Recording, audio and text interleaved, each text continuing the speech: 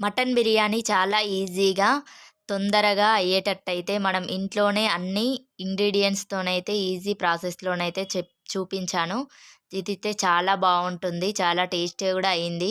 దమ్ జేయకుండానైతే బిర్యానీ అయితే కుక్కర్‌లోనైతే చేసినా చాలా బావుంటుంది. ఒకసారయితే ట్రై జేయండి.